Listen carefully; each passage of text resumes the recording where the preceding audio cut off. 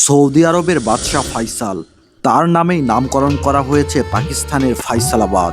শুধু তাই নয়, পাকিস্তানের জাতীয় মসজিদের নামকরণ করা হয়েছে ফাইসাল মসজিদ। কেন বাদশাহ ফাইসালের নামে এত কিছু রয়েছে পাকিস্তানে, আর এই ফাইসাল মসজিদের সাথে জড়িয়ে থাকা এক অজানা ইতিহাস জানবো আমরা আজকের ভিডিওতে।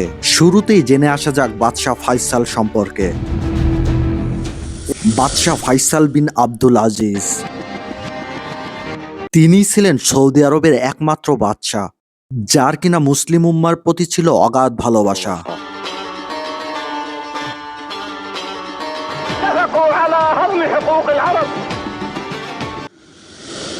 সৌদি আরবের একমাত্র বাদশাহ যিনি কিনা ফিলিস্তিনিদের কথা চিন্তা করে আমেরিকানদের কাছে তেল বিক্রি করা বন্ধ করে দিয়েছিল। পশ্চিমাদের বিরুদ্ধে বাদশাহ ফাইসালই তেলকে অস্ত্র হিসেবে ব্যবহার করেছিলেন।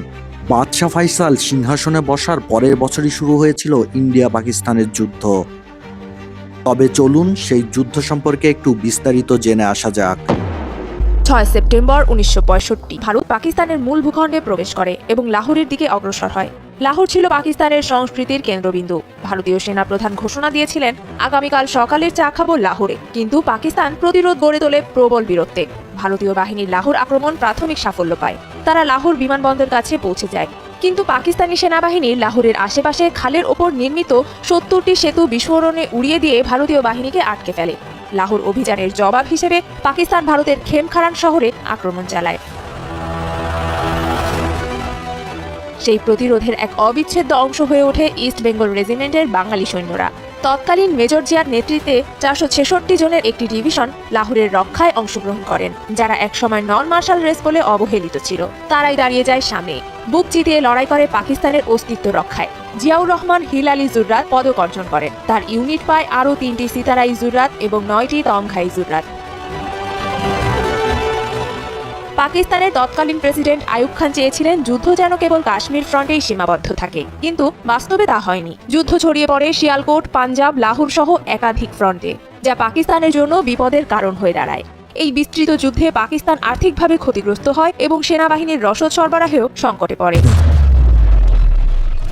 যুদ্ধের ঠিক এরকম একটা অবস্থায় বাদশাহ ফাইসাল পাশে এসে দাঁড়ান পাকিস্তানের। তিনি এই যুদ্ধে পাকিস্তানকে আর্থিকভাবে সাহায্য করার সিদ্ধান্ত নেন, আর এরই ফলস্বরূপ তিনি পাকিস্তানি সেনাবাহিনীর জন্য সস্তায় তেল সরবরাহ শুরু করেন। পরবর্তীতে এই সম্পর্ক আরো গভীর এবং মজবুত হয়ে ওঠে, আর এই মজবুত সম্পর্ক থেকেই তৈরি হয় ফাইসাল মসজিদ তৈরির পটভূমি। তাই এখন আমাদের গন্তব্য সেই মার্গাল্লা পাহাড়ের পাদদেশে বিশাল তাঁবু আকৃতির ফাইসাল মসজিদ। বাদশাহ ফাইসালের শখ হয় এই পাহাড় ঘেরা শহরে মরুভূমির প্রতীক হয়ে দাঁড়াবে এক ইসলামিক স্থাপত্য। আর তাই তো 1969 সালে সেই স্বপ্নকে বাস্তব রূপ দিতে আয়োজন করা হয় এক আন্তর্জাতিক প্রতিযোগিতা। বিশ্বের বিখ্যাত সব স্থপতিরা জমা দেন তাদের নকশা, কিন্তু সবার মন জয় করে নেন তুরস্কের স্থপতি ভেদাত দালোকাই।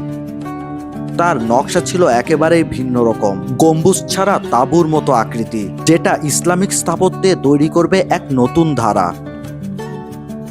4 কোণে দাঁড়িয়ে থাকা 88 মিটার উঁচু 4টি মিনার, আর মাঝে বিশাল তাঁবুর মতো কাঠামো, যেন ইসলামের সরলতা এবং আধুনিক স্থাপত্যের অসাধারণ মেলবন্ধন। ভিতরে ঢুকলেই চোখে পড়ে এক বিশাল খোলা প্রাঙ্গণ। 2 লক্ষের অধিক মানুষ নামাজ আদায় করতে পারবে এই প্রাঙ্গণে, আর ভিতরের মসজিদে নামাজ আদায় করতে পারবে আরো 1 লক্ষ মানুষ। সুতরাং প্রায় 3 লক্ষ মানুষ নামাজ আদায় করতে পারবে এই মসজিদে। দিনের আলোয় সাদা রঙে ঝলমল করা এই মসজিদ রাতের আলোয় রূপ নেয় এক রহস্যময় মুক্তার খোলসে। দূর থেকে দেখে মনে হয় পাহাড়ের বুক চিরে জন্ম নিয়েছে কোনো স্বপ্নের স্থাপত্য। কিন্তু সেই স্বপ্নদ্রষ্টা বাদশাহ ফাইসাল বিন আব্দুল আজিজ নিজেই দেখে যেতে পারেননি তার স্বপ্নের সেই বাস্তব রূপ। কারণ 1975 সালের এক ভরা মজলিসে তিনি তার ভাতিজার হাতে গুলিবিদ্ধ হন। আর এই হৃদয় বিদারক মর্মান্তিক ঘটনা ঘটার পর কৃতজ্ঞতার নিদর্শন হিসাবে পাকিস্তানের জনগণ তার নামেই নাম রাখেন এই মসজিদের, ফাইসাল মসজিদ। আর এরই ফলে পাকিস্তানিদের হৃদয়ে অমর হয়ে বেঁচে আছেন বাদশাহ ফাইসাল। ইতিহাসের এই অজানা ঘটনাটি তুলে ধরা হলো, তাই সাবস্ক্রাইব করে আমাদের চ্যানেলের পাশেই থাকবেন। ধন্যবাদ।